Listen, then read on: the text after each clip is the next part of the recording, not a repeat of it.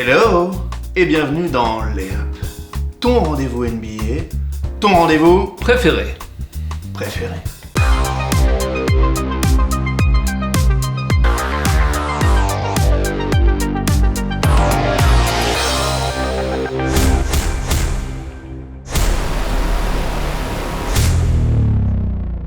Comme vous avez suivi avec beaucoup d'attention l'épisode d'hier, vous savez qu'aujourd'hui nous allons nous attaquer à la conférence Ouest. Conférence au scénario inattendu comme à l'Est, puisqu'on retrouve les Lakers grands favoris, mais pas face à leurs collègues de Los Angeles, les Clippers, mais face aux Nuggets. Donc on reviendra sur le parcours de ces deux équipes, mais dans un premier temps, un petit mot sur ces deux confrontations dont nous ne parlerons pas, Houston, Oklahoma et Clippers Dallas au premier tour. Deux confrontations extrêmement serrées, Oui. avec des séries passionnantes en fait, Houston-Oklahoma. Houston, à mon avis, il y a beaucoup de chances de se retrouver là, même si on peut penser qu'ils étaient au-dessus, mais à une fin et une gestion de fin de match déplorable d'Oklahoma, à mon avis, qui ont fait des super gestions de fin de match, mais pas celle-ci. Et ils sont passés à côté. Oui, alors un 4-3 déjà. 4-3 quand même. Les équipes étaient assez proches. D'ailleurs, je crois qu'on avait prédit 4-3. Toi, t'avais dit Oklahoma. J'avais dit Oklahoma, donc voilà, ton pronostic était le bon. On avait tous les deux parlé d'une série en 7 matchs, ça a eu lieu. Je suis pas tout à fait d'accord avec toi, je pense que de toute façon, Houston était au-dessus sur cette série. Oui, mais bon. Mais ça s'est joué à pas grand-chose, ça s'est quand même joué à un contre décisif de James Harden. On peut revenir dessus, c'est quand même assez étonnant de dire contre décisif James Harden et playoff dans la même phrase. C'est vrai, il n'a pas fait un grand match, ce dernier match, mais il a mis le contre qu'il fallait au moment où il le fallait, et puis c'est ce qui les qualifie, donc bon, bravo à James Harden. Sur un Dort qui est une belle révélation, le oui, rookie oui. Là, qui a hyper bien défendu sur James Harden. Qui l'avait bien agacé pour l'entendre. Et qui sur ce dernier match met une trentaine de points. Pour revenir sur cette action, c'est quand même un geste qui est hyper risqué, oui. Parce que contrairement au 0.5 d'Anunoby côté conférence Est, parce que c'est quasiment au même endroit, là il reste de mémoire au moins 5 secondes. C'est-à-dire qu'il peut faire une feinte, prendre la faute, une feinte, pénétrer, parce qu'il n'y a quasiment personne derrière, ou faire la passe à l'intérieur pour Steven Adams. Donc il prend le mauvais choix, Dort. Et c'est dommage parce qu'effectivement ça se joue à rien. Non, puis il faut reconnaître que Harden a fait le geste juste. Incroyablement super. Il jaillit en plus là pour il le fait coup. pas de faute, il fait rien, et puis c'est quand même pas le défenseur de l'année, James Harden. Mais là, bon voilà. Sur cette série, il récupère Westbrook en cours de série, qui leur fait perdre un match, plus ou moins. Oui. L'ombre de lui-même, Westbrook. Il est parvenu au top, et puis on l'attend Westbrook, mais on va l'attendre. On vient d'apprendre qu'il est dans le 3e 5 de la saison. Au vu de la saison régulière, si, parce qu'il fait une deuxième partie de saison où il est hyper juste, où il retrouve du jus, au moment où Harden est moins bien d'ailleurs. Tout à fait. Ça peut paraître flatteur maintenant. Avec le recul, avec ce qui s'est passé dans la bulle et les playoffs, pas terrible. Alors l'autre série, c'était Clippers-Dallas, dont on voulait parler du premier tour. 4-2, mais un 4-2 presque flatteur pour les Clippers. Oui, parce que Dallas s'est inscrit comme une des équipes qui compte maintenant à l'Ouest, avec un extraordinaire Doncic. En plus, il perd Porzingis. Que serait-il arrivé si jamais il avait joué jusqu'au bout ? C'est surtout ça, parce qu'il le perd sur blessure. Et en plus, il y a un match, il se fait éjecter très rapidement pour 2 fautes techniques. Oui. Je pense qu'avec un Porzingis au top de sa forme, c'était pas la même série. Y avait-il pas là un petit brin d'inquiétude déjà à avoir vis-à-vis des Clippers? Oui, aussi. Le Uncle Game, parce qu'il se fait la cheville quand même le match d'avant. En plus. Et finalement, il le remplace 40 et quelques, un triple-double, le shoot de la victoire, tout ça à 21 ans. Ouais. C'est exceptionnel. Et d'ailleurs, on vient d'apprendre que c'est le plus jeune joueur à figurer dans un meilleur 5 NBA. Il leur manque pas grand-chose pour aller titiller les très gros morceaux de la conférence. Bon, on passe tout de suite au parcours de nos 2 finalistes de conférence. Honneur aux Lakers, premier finaliste qualifié, premier de la saison à l'Ouest, et un parcours en play-off quand même plutôt facile, avec 2 victoires 4-1 face aux Blazers et aux Rockets. Petit mot sur leur premier tour. Victoire facile avec toujours un match d'échauffement, j'allais dire, où ils se font un petit peu surprendre. Ils ont peut-être un peu les jambes lourdes, ou du moins pas suffisamment dans le rythme. Et après, ils déroulent. Ils enchaînent les 4 matchs qui suivent et ils font ça. Il y avait une différence de dynamique parce qu'ils étaient vraiment en rodage, les Lakers, avec les 8 matchs de la bulle où ils avaient fait le nécessaire pour finir à la première place. Et ensuite, effectivement, les autres qui avaient dû crapahuter, qui avaient dû passer par ce play-in pour se qualifier, étaient vraiment dans une super dynamique. Ils en ont profité pour prendre le match 1. Après, il n'y a pas eu photo. Globalement, il y a une grande maîtrise. Et puis le duo LeBron James, Anthony Davis fonctionne bien. Ouais, voilà. Très très bien. Et ils ont très bien défendu sur les deux petits. Oui. On pouvait se poser la question de savoir si c'était pas un match-up qui était compliqué pour eux. Finalement non. D'autant plus que Lillard n'a même pas fini la série. Il est blessé au genou. Voilà, c'est ça. Je pense que Lillard était arrivé à ce qu'il voulait être, c'est-à-dire être en play-off. Il n'était pas venu là pour faire de la figuration. Oui, il avait dit. Il y est arrivé avec de la lucidité, il savait qu'ils n'allaient pas plus loin. Carmelo Anthony, qui a tenu son rang. Ouais, on est content pour lui quand même, parce que c'est un grand joueur. Donc McCollum était blessé au dos aussi. Oui. Non, c'était compliqué pour eux. C'était compliqué. Ils ont Nurkic a fait ce qu'il pouvait. Pareil, assez logique 4-1. Donc ils passent au deuxième tour contre les Rockets. On vient d'en parler, les Rockets qui eux avaient crapahuté en 7 matchs. Oui. Du coup, période de repos encore pour les Lakers. Oui. Et rebelote, ils arrivent dans un rythme un peu différent, alors que les Rockets viennent de gagner un match 7. Les Rockets s'arrachent le premier match de la série. C'est ça. Premier match d'ajustement, comme d'habitude, on allait dire. Oui. Il faudrait qu'ils fassent attention quand même.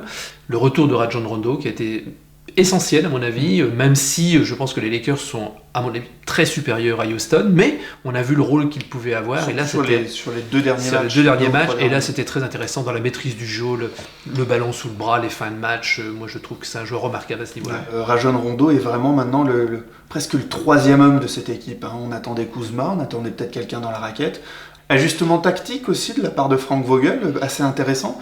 Il a viré ses grands de la série. Les grands sont sur le banc. Il a joué le jeu de Houston, sauf qu'il peut jouer le jeu de Houston avec des grands quand même. Parce qu'Anthony Davis, il fait 2-13, repositionné en poste 5, et ça a hyper bien marché. Les autres n'ont pas pu développer leur jeu. Malgré une adresse à 3 points pas si mal, parce qu'ils perdent 2 matchs à plus de 40% à 3 points, configuration dans laquelle en saison régulière ils n'avaient jamais perdu. Super travail. Et puis, j'ai l'impression, naissance d'un collectif quand même. On a senti les autres joueurs à leur place, et comme c'est noté derrière nous, il y a 10 joueurs qui sont à plus de 6 points de moyenne. Donc, il a réussi à aller piocher dans son banc, c'est assez étonnant. Il nous a sorti le rookie Horton Tucker, qui a été très bon, qui a fait 2 matchs qui tournent à 7 points par match, qui a su s'adapter. T'as déjà parlé de Rondo, on reviendra sur ses stats, il a été excellent. Mais une série encore maîtrisée. Et je pensais pas qu'ils auraient eu autant de marge face à Houston, parce que Houston, on disait, c'était quand même un poil à gratter avec leur façon de jouer. Et bien finalement non, 4-1, et ça a sonné le glas de la période Mike D'Antoni à Houston, qui apparemment a décidé de lui-même de partir. Oui, allez, j'allais dire, moi, ça me concerne personnellement, je regrette pas le départ de Mike D'Antoni, j'espère qu'ils vont passer à autre chose. Je suis pas fasciné par ce coach, mais bon, il a essayé quelque chose. Parce que lui-même n'était pas forcément fasciné par la direction qu'on a essayé de lui donner. C'est un peu de ça aussi. C'est ce qu'on peut comprendre, dans la mesure où il voulait passer à autre chose, et c'est Daryl Morey qui voudrait poursuivre, ou peut-être insister dans ce sens-là. Peut-être qu'effectivement, D'Antoni, on est peut-être un peu dur, peut-être que lui aurait proposé autre chose. Soit. Maintenant, pour ce qui concerne la série, on avait peur que ça se résume à une équipe des Lakers avec LeBron James et Anthony Davis, et tu viens de le dire, il y a vraiment une osmose qui s'est faite avec beaucoup de joueurs d'impliqués dans le collectif. Ça, c'est presque une surprise pour moi, oui. Mais je trouve que c'est très très intéressant pour la suite. Pour le coup, il y a un collectif qui est né, effectivement. Ils ont réellement 2 patrons, alors qui statistiquement sont largement dessus. Davis, 28 points, 11 rebonds, 4 passes, 1,5 contre. James, 27 points, 10 rebonds, 9 passes, 1,6 interceptions. Donc les deux portent la maison Lakers. Ça fonctionne. Je pense que LeBron James est le grand-papa, on va dire, de l'équipe, là, avec évidemment l'expérience qu'il peut avoir et ce qu'il peut apporter dans une équipe. 35 ans, quand tu voyais les stats, moi je suis assez ébloui par ce qu'il est encore capable de faire, mais... Et il implique les autres, il fait jouer l'équipe, et les Lakers se servent de leurs 2 ténors, et ils ont raison, parce que ce serait dommage de ne pas s'en servir, mais les autres ne sont pas en reste. Moi, je suis plutôt séduit quand même, parce que ça donne une sacrée force quand même. Et puis en plus, LeBron James est vraiment leader sur le terrain, dans les vestiaires. capable à la fois de calmer ceux qui voudraient en faire trop ou en dire trop, mais aussi capable de rameuter tout le monde derrière lui, de leur faire comprendre la place qu'ils ont dans l'équipe, et les autres derrière, ça moufte pas, quoi. C'est les soldats de l'équipe de LeBron. Alors, on minimise peut-être un peu Frank Vogel, hein. Je pense qu'il y a quand même une armée de coachs plutôt intéressants avec Jason Kidd. Lionel Hollins n'est pas rentré dans la bulle, mais apparemment il est en contact permanent avec l'équipe. Il y a un super staff aussi derrière. Hein. Oui. Et puis LeBron James qui a la lucidité de faire jouer ses partenaires là où ils doivent jouer. Je vois quand il monte la balle, il donne la balle à Rondo. Après, je séduis. C'est peut-être une consigne du coach. Et ça serait pas complètement aberrant, parce que je pense que LeBron James, malgré toutes les stats qu'il a, il a 35 ans. Et c'est aussi une manière de se préserver un petit peu, de ne pas tout le temps monter la balle, de pas tout le temps tout faire. Et on le voit en plus, ça a donné des résultats super. Parce que Rondo, 11 points, 5 rebonds, 7 passes, en 25 minutes de temps de jeu, il est hyper précieux. Et les Lakers, on se le dit toute l'année, il manque un deuxième créateur derrière LeBron James pour vraiment qu'il soit une équipe imbattable. Enfin, imbattable, on verra. Mais ils l'ont trouvé en la personne de Rondo, qui avait pourtant fait une saison régulière très moyenne. Mais comme quoi, Rondo, dans les grands rendez-vous, on peut quand même compter sur lui. L'expérience de Rondo, j'encourage tout le monde à aller voir les 2 derniers matchs et la fin de match et la gestion de Rondo. C'est tout à fait remarquable. Et rassurant pour une équipe. Enfin, la gestion, il tente quand même une passe sur la planche un peu hasardeuse sur le James. Elle est réussie. Elle est réussie. Voilà. Elle est superbe. Le spectacle, on est à Los Angeles quand même. On parlait des stats collectives. Alors ça, j'ai sorti mon calepin. Premier au net rating, sachant qu'ils ont donc le deuxième rating offensif et le troisième défensif. Ils sont la deuxième meilleure équipe en contre-attaque, la deuxième meilleure équipe sur les secondes chances, la première équipe sur les points dans la raquette, la première équipe sur le pourcentage de réussite, la deuxième au rebond, la meilleure aux passes, l'avant-dernière en termes de balles perdues, donc c'est une bonne stat. La troisième aux interceptions, la première aux contres, la première au deflection, c'est-à-dire les ballons qui sont touchés, qui sont gênés. Ouais. Ils ont le banc qui joue le plus. Ça aussi, c'est peut-être parce qu'ils avaient pas mal de marge, mais bon, c'est quand même assez intéressant. Oui. Et leur banc a quand même un rating positif, c'est-à-dire qu'en plus, ça ne pénalise pas l'équipe. Ouais. Donc, tout un tas de stats collectives, c'est très impressionnant. On s'en rend pas compte, on a l'impression que ils sont en mode cruising, en fait non, ils sont en mode rouleau compresseur depuis le début.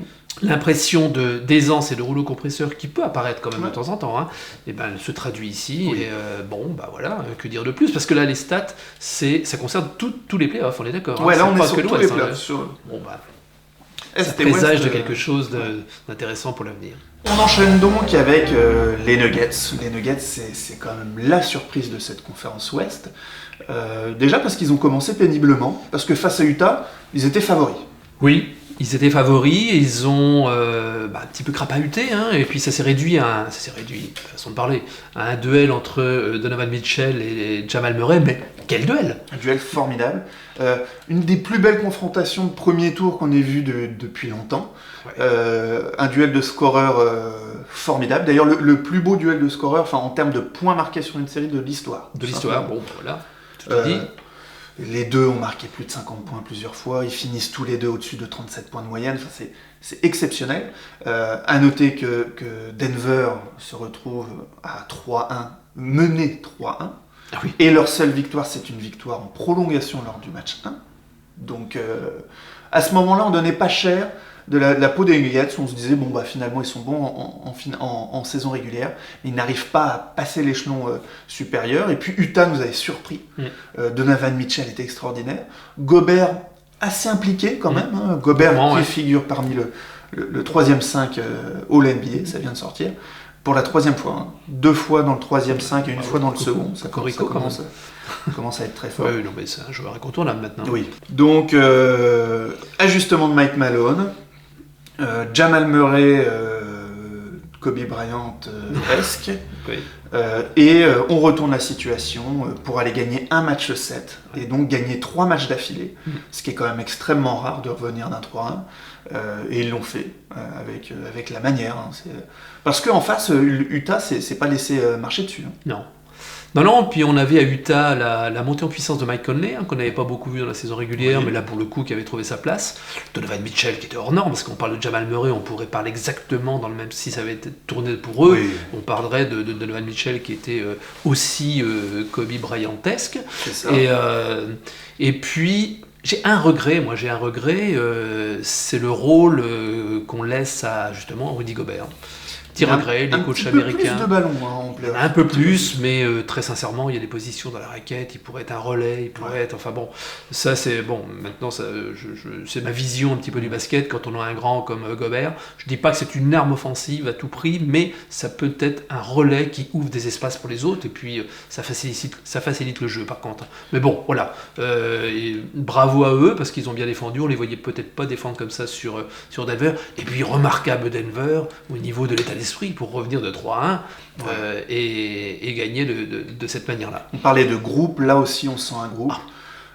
Derrière leurs 2 leaders, parce que là il y a 2 leaders francs.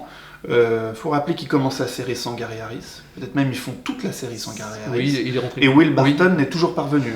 Donc 2 éléments très importants de l'équipe en saison régulière. Il y a un gros match 7 de Jokic qui avait pareil commencé la série un peu doucement, mais qui fait un super match 7 et qui posait des gros problèmes à Gobert parce qu'il passe son temps au large, il distribue. Deuxième tour, les Clippers. Là, autant dire que les Nuggets n'étaient absolument pas favoris, d'autant plus que tout le monde voyait Lakers-Clippers en finale de conférence depuis le début de la saison, depuis cet été même. Avant, il n'y a pas eu un match, que c'était la finale annoncée, on n'en était pas loin. On n'imaginait même pas que quelqu'un allait gâcher ça. Sur les premiers matchs, c'est le cas. Parce qu'on se retrouve encore à un 3-1 pour les Clippers contre ces Nuggets qui paraissaient empêtrés dans la défense, notamment Jamal Murray, assez juste, mais qui du coup était forcé de vachement plus lâcher le ballon. Par contre, un Jokic qui, lui, dès le début de la série, est très fort. Et les Clippers, ça pour le coup, c'est tout le long de la série, n'ont jamais rien pu faire contre Jokic. Non, à aucun moment. On se demande qui peut faire quelque chose contre Jokic, tellement le joueur a une dimension incroyable, des dimensions, j'allais dire. Mais c'est vrai que dans les premiers matchs,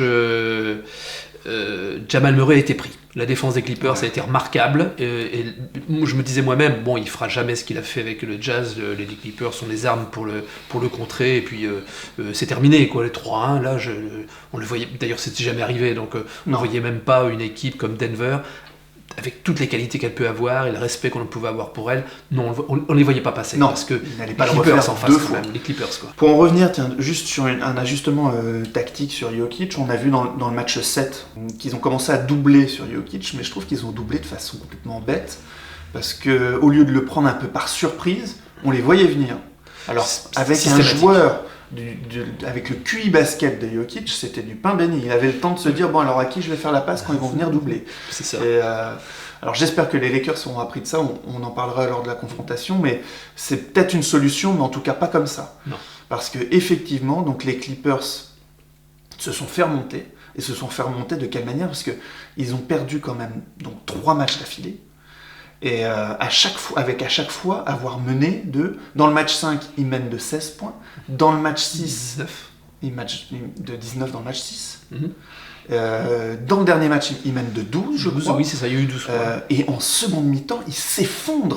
Mais ils s'effondrent complètement. Et ils s'effondrent tous. Parce que même Kawhi Leonard, qui était irréprochable, on n'en a pas parlé, mais qui était irréprochable sur le premier tour et sur les premiers matchs des playoffs, on l'a vu disparaître. Sincèrement, Pierre, je n'ai aucune réponse à apporter à ça. Aucune. Pour moi, c'est un mystère. Sinon que, tu vas certainement y revenir, coaching, faut voir. Oui. Mais très sincèrement, les joueurs sur le terrain sont les mêmes qui ont gagné, sont les mêmes qui ont étouffé Denver. Et là, plus personne, on met plus rien dedans, il y a des oublis défensifs.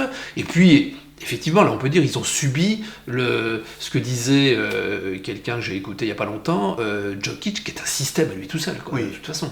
Mais c'est incompréhensible. Tout de même, c'est incompréhensible. C'est incompréhensible parce qu'ils avaient la main sur ces matchs. Oui. C'est pas comme si c'était ric-rac et tout. Ils dominaient une équipe de Denver qui essayait de faire ce qu'ils pouvaient, mais qui n'y arrivait pas.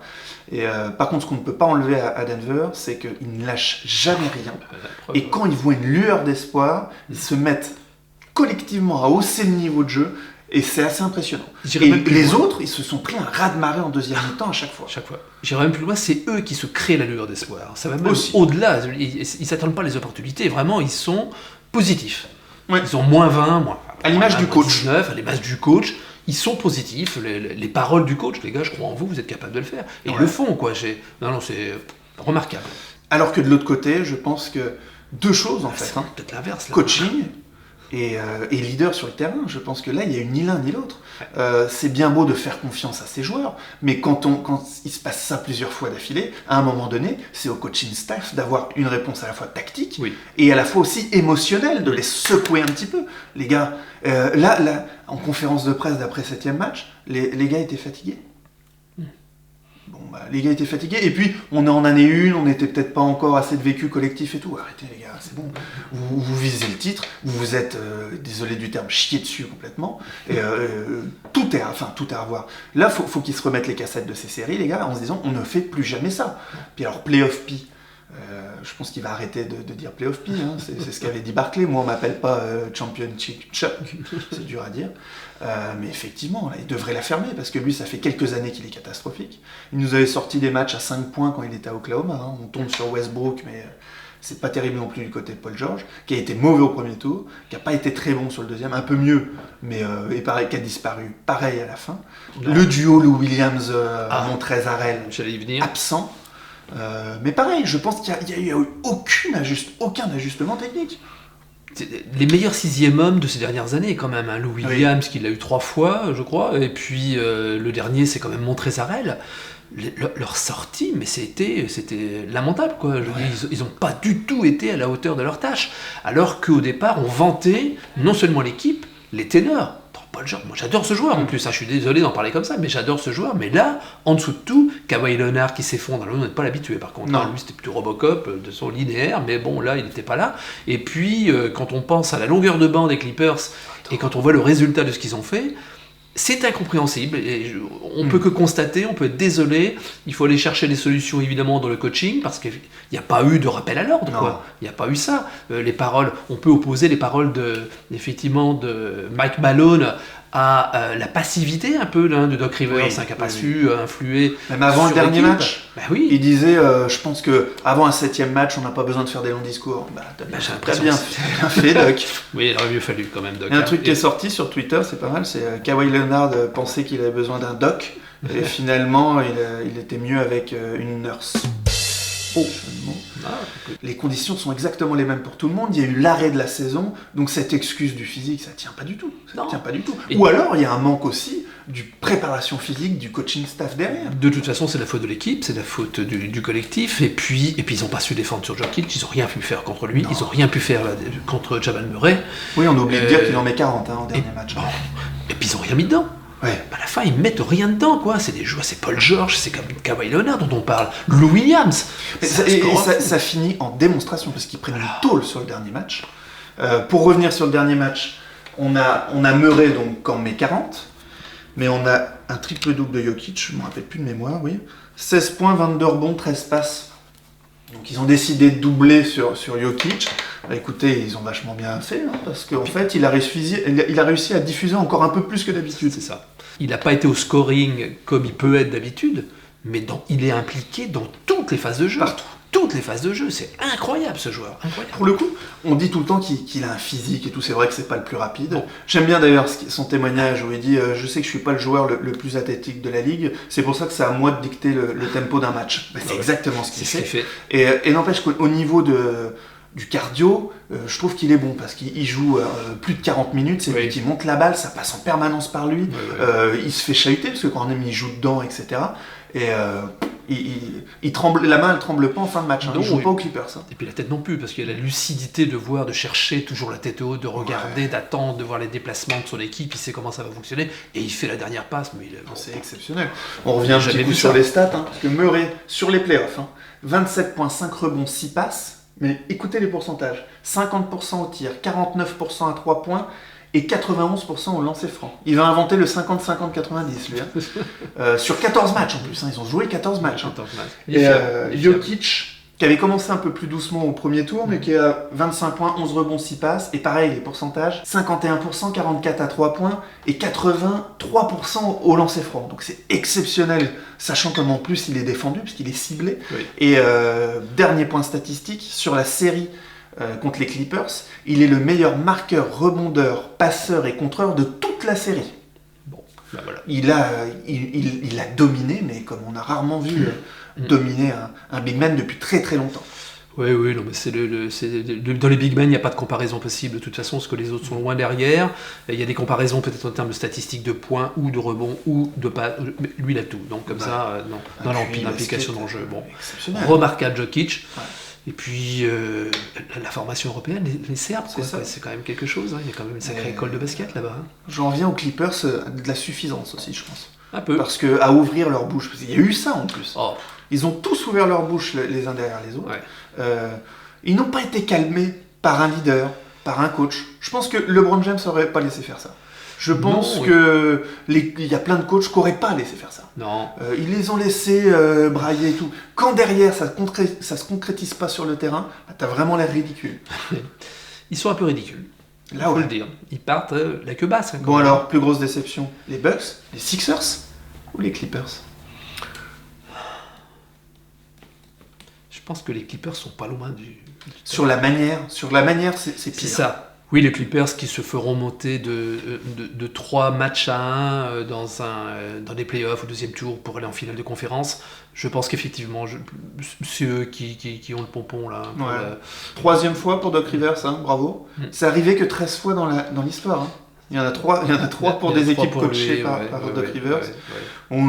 Donc 2 retours de 3-1 d'affilée, ça n'était jamais arrivé. C'était leur 4e match 7 d'affilée aussi. Ouais. Parce que l'année dernière, ils font 2 séries de playoffs, c'est 2 séries en 7.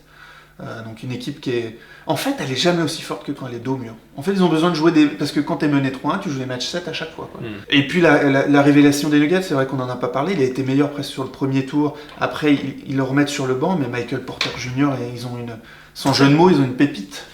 Oui, très prometteur. Très très prometteur, grand, de la taille, qui lève la tête aussi, beau joueur. Ouais, enfin, qui lève la tête vers le panier quand même. Oui. Mais qui s'est un peu plus arraché en défense parce qu'il a été ciblé là-dessus. Et super physique. Oui. Et puis qui n'hésite pas à aller au charbon, qui a un super shoot, qui est très élégant. Grande bouche, il faut qu'il fasse attention, mais pour le moment... Quand on assume après sur le terrain, ça va mieux, hein, Playoff P. Et non, mais en plus, c'est l'élément qui manquait, parce qu'au poste 3, ils sont un petit peu faibles du côté des Nuggets.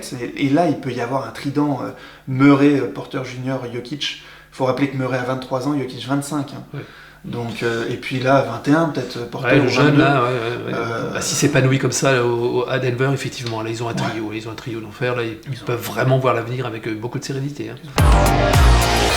Donc la confrontation opposera les Lakers, tête de série numéro 1, aux Nuggets qui sont quand même 3e de la conférence, on a oublié de le dire, et qui était 2e l'année passée.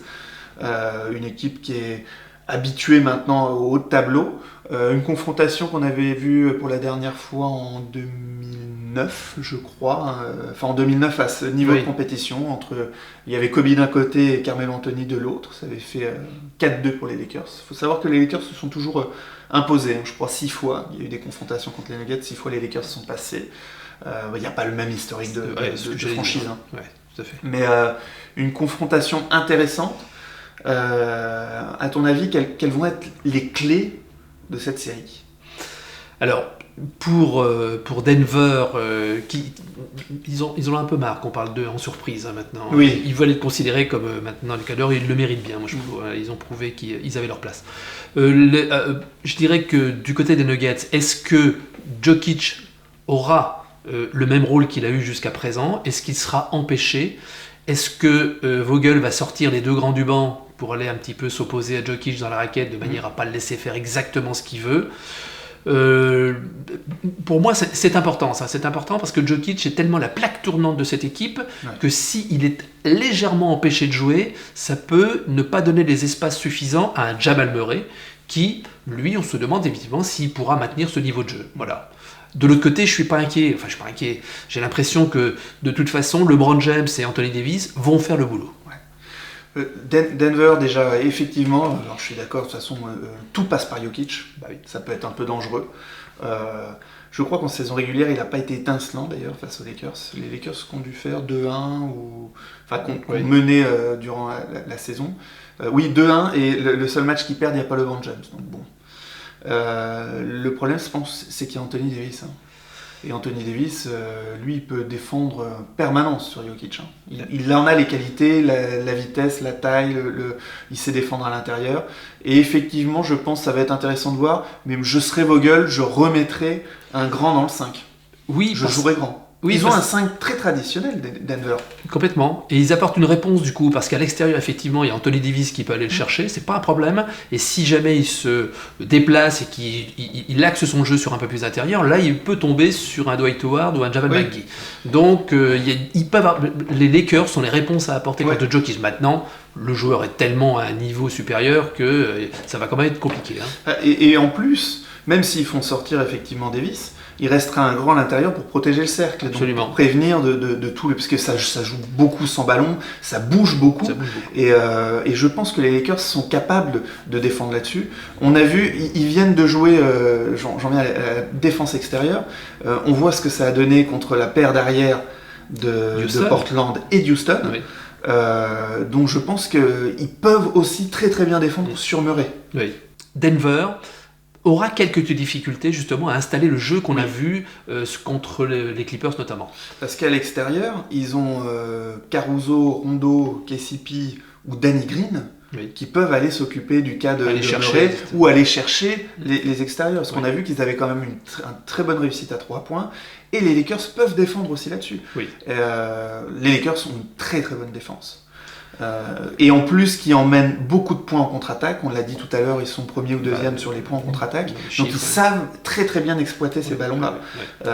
Maintenant, effectivement, à Denver d'essayer d'imposer son rythme et d'essayer de pouvoir développer son jeu qui est fait de mouvements sans ballon, de passes, d'écran, c'est assez magnifique. Mais est-ce qu'ils vont pouvoir dérouler autant face à la défense des Lakers? C'est pas évident. Après, on aurait dit ça aussi contre les Clippers, et ils l'ont fait. Ils auront besoin d'élever encore leur niveau. Attention, on demande beaucoup là. En même temps, on est en finale de conférence. À chaque fois, c'est comme ça. On est en finale de conférence à l'Ouest. Et j'ai l'impression que finalement les Lakers, s'ils arrivent à bien défendre, la série est finie. Parce que de toute façon en attaque, pour le coup le jeu d'attaque des Lakers, c'est presque entre guillemets moins intéressant que celui de Denver, moins collectif. Mais ils se reposent sur 2 joueurs majeurs et qui pour le moment ne déçoivent absolument pas et sur lesquels personne n'a de réponse. Non. Et une ribambelle de soldats qui connaissent exactement leur rôle et qui pour le moment jouent très bien. Pour rebondir sur ce que tu dis, qui à Denver pour défendre sur LeBron James et Anthony Davis? LeBron James, à la limite, il y aura Jeremy Grant et Torrey Craig, mais alors à l'intérieur... Et d'ailleurs, j'allais venir à ça. Si les Lakers le pilonnent à l'intérieur avec Anthony Davis, mais aussi, pourquoi pas, avec un Dwight Howard ou un Javel McGee, il peut se retrouver très très vite pénalisé par ses fautes. Par des fautes, Voilà. Et d'une manière ou d'une autre, s'ils arrivent à sortir Jokic du jeu, je pense que tout est déstabilisé du côté des Nuggets, parce qu'ils ont beaucoup de mal à développer leur superbe jeu offensif sans lui. Absolument. C'est facile sur le papier. Bien sûr. On l'a vu, on disait ça des Clippers aussi, qu'ils avaient les armes suffisantes. C'est ça. Bon, maintenant... Attention à la dynamique de Denver, qui vont arriver. Encore une fois, on est encore dans le même système, où les Lakers se sont reposés et récupèrent une équipe qui vient de crapahuter pour se qualifier. C'est ça. Exactement la même chose qu'au tour précédent, donc vont-ils perdre le premier match? Denver n'a plus rien à perdre. Ils ont réussi leur saison. Oui. Les Lakers ont tout à perdre. Parce qu'on n'attend pas ailleurs les Lakers qu'en finale. Pour tout un chacun, c'est évidemment l'équipe qui doit être en finale, alors que Denver n'était pas forcément attendu là, donc de toute façon c'est du bonus. Peut-être un avantage pour Denver, côté coaching, moi je dirais. Mike Malone pour le moment a montré plus de choses que Vogel, même si Vogel a fait le travail. L'expérience est clairement côté Lakers, ils sont en mission, ils jouent pour ce mec-là aussi. Oui. Il y a un petit supplément d'âme. Oui. Alors, dur, mais maintenant il faut faire un pronostic. Alors moi je dirais 4-2 Lakers, parce que je pense que Denver a quand même envie de montrer qu'ils ne sont pas là par hasard et qu'ils peuvent contrer, mais par contre je ne pense pas j'espère me tromper, mais qu'ils aient les armes pour bousculer plus que ça les Lakers. Donc 4-2 Lakers. Ok, allez, je vais être dur. 4-1 Lakers. C'est aussi pour mettre autre chose par rapport à toi. Je vois une grosse différence entre les deux équipes. Peut-être que les Nuggets vont finir par être un peu émoussés aussi par toutes ces minutes jouées. Ouais, 4-1, c'est limite ce que j'aurais mis aussi pour les Clippers. Donc je demande qu'à me tromper, mais par rapport à tout ce qu'on a dit, par rapport à tout ce qu'on a vu, même sur le début des playoffs, en plus je faisais partie de ceux où je trouvais qu'ils étaient rentrés un peu mollement dans la bulle, et finalement, chaque tour, ils ont élevé leur niveau. Ce que tu as dit tout à l'heure, les playoffs, c'est ça. Il faut savoir s'adapter, et à chaque niveau supplémentaire, il faut aussi élever l'intensité, le collectif, l'adresse, tout, le niveau défensif. Et les Lakers sont capables, l'expérience est du côté des Lakers, et il y a aussi quelque chose qu'il ne faut jamais faire, c'est parier contre LeBron James. Oui, ils ont un leader hors norme qui s'appelle LeBron James, et puis il est capable de les mener là où ils doivent aller, où ils veulent aller, où pour eux c'est écrit. Donc, et c'est vrai qu'ils ont montré au fur et à mesure de ces playoffs que le niveau est en train de s'installer et que l'équipe est en train de s'installer très confortablement dans une position de prétendant au titre. Et voilà, c'est terminé pour ce tour d'horizon de la conférence Ouest et ces previews sur les finales de conférence qui s'annoncent elles aussi alléchantes. Il ne nous reste qu'à vous souhaiter des bons matchs. Éclatez-vous bien devant la télé. N'hésitez pas à commenter si vous n'êtes pas d'accord avec nous. N'hésitez pas non plus à partager. On fait ça pour le plus grand nombre. À bientôt Chris. À bientôt Pierre, à bientôt. On se retrouve en finale NBA. Bonne finale.